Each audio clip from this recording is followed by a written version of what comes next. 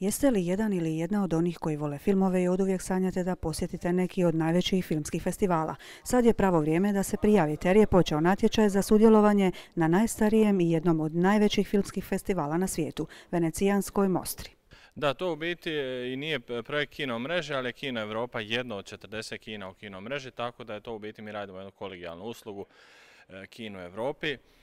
Dakle, radi se o natječaju za 28 mladih ljudi iz Europe, iz svake evropske članice po jedna osoba. Preduvjet je da budu od 18 do 25 godina, a kažemo tako, glavna nagrada je u biti put u Veneciju na Mostru, na Venecijanski filmski festival koji je jedan od 3 najveća.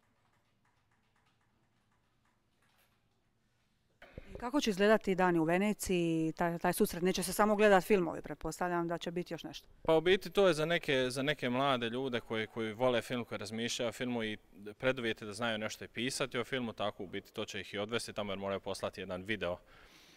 Sam taman htjela pitati šta trebaju napraviti da bi došli. Na adresu Kina Europa se pošalje dakle video i onda ulazite u izbor tih mladih iz Hrvatske, jedne osobe iz Hrvatske koja je mogla ići.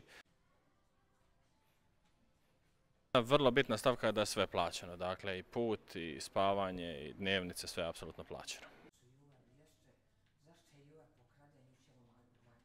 Uglavnom gledat će se filmovi, poslije će se pričati o filmovima i tako nešto, kao neki okrugli stolovi, nešto u tom smislu. Otprilike tako nekako, cijeli dan će biti će cijeli dan u biti, će biti okupirani tim filmovima i pisat će nekakve recenzije o tim filmovima i sudjelovati nekakvom žiriju tih mladih, tako da je to od prvog do zadnjeg trenutka u danu će biti zabavljeni.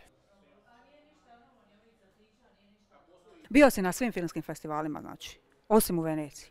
Venecija mi nedostaje još. Joj, pa možda budeš ti taj. Prestar sam. Jedino te to, jel? Jedino me to priječi.